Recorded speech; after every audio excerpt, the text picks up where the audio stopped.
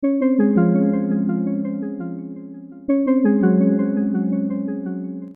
recette est pour 12 personnes.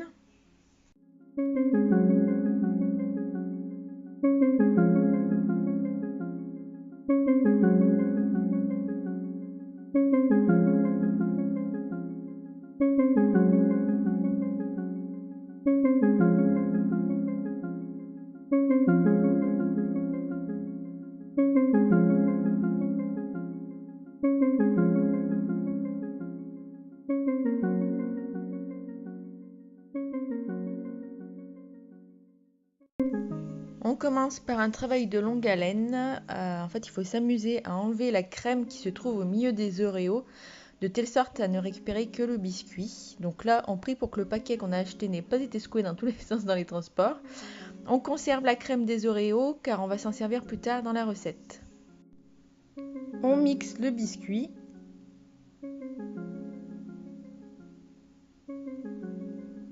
On ajoute ensuite le beurre fondu directement dans le mixeur et on remixe le tout.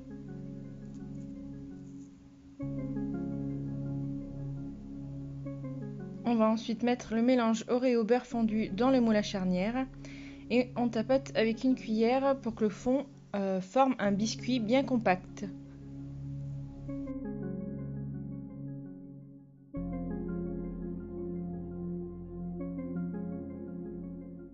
On mélange le sucre et la maïzena ensemble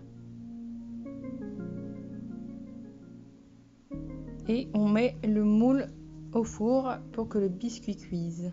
Dans mon robot compagnon, je viens mettre le batteur, les 600 g de Philadelphia, les 400 g de mascarpone et les 175 g de crème épaisse. Si vous n'avez pas de robot compagnon, vous pouvez bien sûr prendre votre batteur classique à la place, ça marche aussi bien. Je viens ensuite mixer pendant 1 minute en vitesse 9. Je diminue la vitesse à 7 et j'ajoute progressivement le mélange de sucre et maïzena par l'orifice. Ensuite, je rajoute les 2 cuillères à soupe de vanille liquide et je viens mixer en vitesse 5 pendant 10 secondes. J'ajoute les œufs un par un de telle sorte que chacun soit bien incorporé comme il faut et je mixe en vitesse 5. Merde! J'ai oublié de rajouter ça, poussin.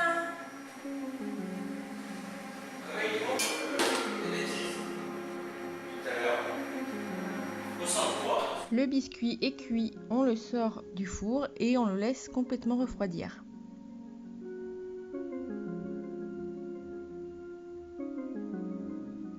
On va peser le mélange de crème. On est obligé de faire ça parce qu'en fait on va mettre un tiers de côté.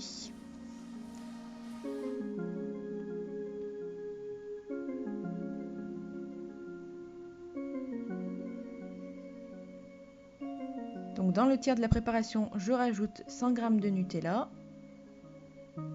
On remue jusqu'à ce que le mélange soit bien homogène.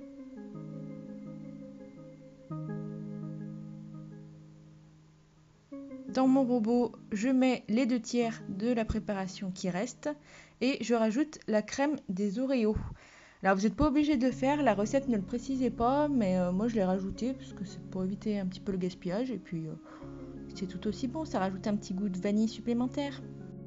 Moi ma crème je l'avais trop battue, elle était pas assez épaisse donc j'ai mis 10 minutes à 150 degrés au four avant de mettre le reste de crème au Nutella afin qu'il y ait bien une démarcation entre les deux couches, qu'elles ne se confondent pas. Si vous êtes dans le même cas que moi, il faut faire comme ça. Sinon, vous pouvez directement passer à l'étape de verser par-dessus la crème au Nutella et d'y mettre au four pour 45 à 55 minutes selon la puissance de votre four. Moi, mes 10 minutes se sont écoulées, donc je verse délicatement la crème au Nutella pour pas que les deux couches se mélangent et je remets au four pendant 35 minutes. Une fois que la cuisson est terminée, on éteint le four et on laisse quand même le gâteau au four pendant 1 heure.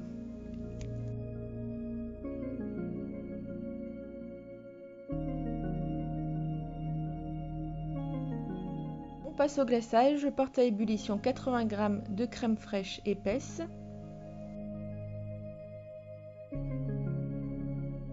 Hors du feu, on ajoute les 100 g de Nutella et on remet à feu doux tout en remuant pour que le Nutella fonde. On fait couler le glaçage au centre du cheesecake. Et on étale uniformément avec une spatule.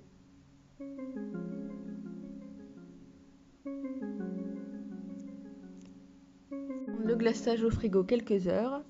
Ensuite, on ouvre le moule à charnière et on passe un couteau tout autour afin de décoller les bords.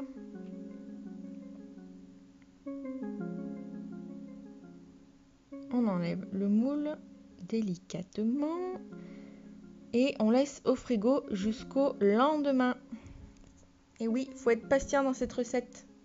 Vous pouvez décorer votre cheesecake avec des brisures d'Oreo tout autour ou encore avec 2 Oreos disposés au milieu. Moi, comme il s'agissait d'un an de mon fils, en fait, j'ai voulu marquer le coup et j'ai décoré avec de la pâte à sucre. Vous pouvez cliquer juste en haut pour voir la vidéo. Je vous mettrai également le lien en barre d'infos. Et en plus de la pâte à sucre, j'ai également mis des petits oursons en guimauve tout autour. C'était trop choupinou avec un petit ruban bleu pour pouvoir les tenir.